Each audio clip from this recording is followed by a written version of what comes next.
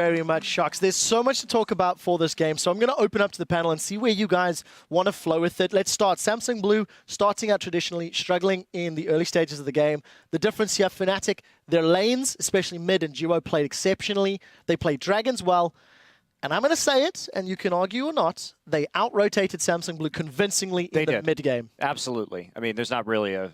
they took the objectives better. They really utilized their power spike because when you were looking at the team comps, they had to win that mid game, and they were aggressive about the way they played Dragon. They were aggressive about the way they played towers, and they made some moves. I mean, they got that huge chunk onto the tier 2 mid after baiting out that Dragon, and yeah, they did out-rotate Blue for sure. I think this was one of the few times we see a team that's not in position for Dragon, but trying to contest it, play around it perfectly, and have like the rotational advantage. And I think we have a replay of that as well, if we can get that over your screen right now. Hey, it worked today. Yay. So basically what I want to show you is basically right now, what happened prior to this clip was SOAS was split pushing top lane. This puts a timer on Samsung Blue. Blue is stuck on the right side of Dragon as well, because Fnatic has a position on the left side, upside. So there's two things Fnatic can do all the time. They can go mid, or they can go top. Yeah, I thought that that Blue had just seen SOAS use his ult as well, so it was a bit of a surprise that he teleported in because he was at a little bit of a disadvantage. So I don't think Blue thought this was a possibility coming into this. Yeah, SOAS Blue is ulti to just like speed up that timer. He wants the wave top to hit. He wants to have the option of the wave mid to go in. Even if Fnatic says after a while, hey guys, like this Dragon seems to be uncontestable, we can still trade that for at least one tower if we five-man roll mid. Now if we roll the clip, is this really good what happens? Fnatic TP's in. Yellow Star, beautiful flash hook. That will hit at least somebody. Somebody will get hit by that hook. He plays him in. Spirit does a good escape though. He just the Cataclysm in and then EQs out. But Fnatic picks up that Dragon, I believe, and at the same time is in a good spot to rotate left back into like where the objectives are, the towers are. They go a little bit deep. Pekka got a little bit chunked, but even then, like just the positional play is good. A lot of these times teams stay on the right side of the Dragon pit, and that's how you exploit that. You keep pressure mid. Ideally, you have pressure top as well, and then the Dragon 50-50, but Fnatic took it. Before we get to Prolly, double lift chime in. And I just want to point out the catalyst for that play. Why was Fnatic able to push them off so quickly and win that fight?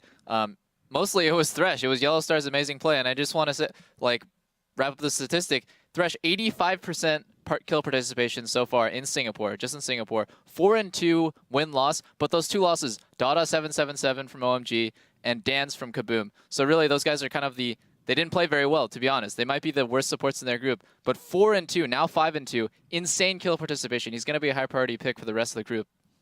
I just wanted to point out a quick thing with Peke was not grouped that fight, and it was on purpose. Normally when you see like the Thresh, Elise, Ahri, skill shot, monster combo, you want to be grouped for this, but he wasn't, and it actually made the enemy team mess up their positioning, because they could no longer just stare at Thresh and dodge Thresh. Because now they have to dodge his Thresh here and dodge his Ahri Charm here. So it actually made Blue kind of like scatter a lot more than they needed to. Fnatic layered them as well. Rarely would you see both of them go at the same time, except that one time where they went for a pick. So they send that one, this forces the guy to either left or right. The second one comes out, and then it's more likely to hit, and then the third one comes in after, and then it's almost guaranteed to hit, or the dude's all the way zoned out. So like I really like this like triple like missile launcher system that Fnatic had to catch out Deft over and over again. It helps when you can actually land those targets because they did manage to do it. Let's pull up the third replay that we do have queued up for you guys, and it's really the team fight that led to the Baron that sort of sealed the deal in Fnatic's favor. Let's roll this clip out and double lift start us off. And right here, Spirit has a beautiful initiation on two champions with no flash, but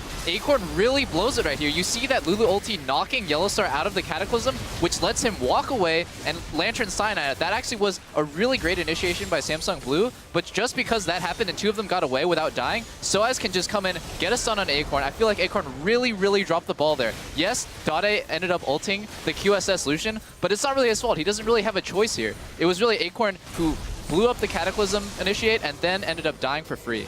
Well, and it was just the itemization here that allowed this to happen. Xpeke did go for that very early Zhonya's in this game, and then because Reckless got so far ahead, he was able to get a relatively quick QSS as well as a fourth item. And so just perfect itemization. At that point, Dade can't do anything. He missed his window of time. He was not split pushing. He was too far behind to win the split push, and that was it. And Yellowstar lands another hook on Deft. I think there has been 4 or 5 just crucial hooks that breaks the entire momentum of that team fight, especially with Ikogmo having so much of the damage output in that fight. Peke flanks, and they just clean up. Yeah, actually, when Dade was splitting, they actually responded perfectly well. Ari rushed that Zhonya's, and she just matched the split. She wasn't trying to fight the Zed, but she was just wave clearing everything, so Zed could never really build up that kind of big wave where you look at it and you're like, ah, Zed's in the side lane, let's run.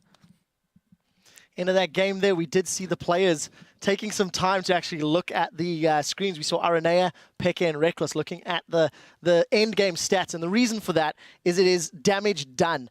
I've had the fortunate to take a look at some of the numbers here. Reckless dealt over 335,000 damage over the course of that game. Peke, 275,000. The closest to them is 215 from Deft. So massive, massive goals between the carries. It is, of course, a 2 damage there. Anyways, we do need to move on, so we're going to step away for a quick moment. And when we come back, we will see how Najin White Shield stacks up against North America's Cloud9. Keep it tuned right here for more of our World Championship coverage.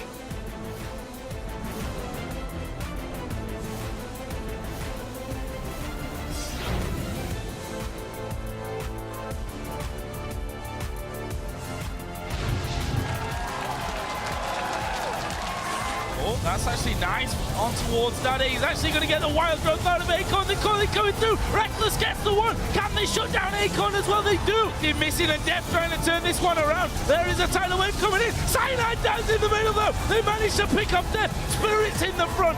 Peke's got to come on big. There's a stun onto Akon. Peke blows him up as Daddy goes towards Reckless, but he's just going to QSS that off and surely will get the kill.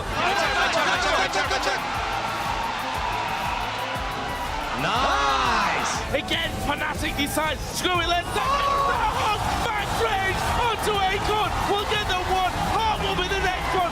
They got the tower and they're going to get Akon. This could be it for Fnatic. Daddy trying to get away. Peke goes massive.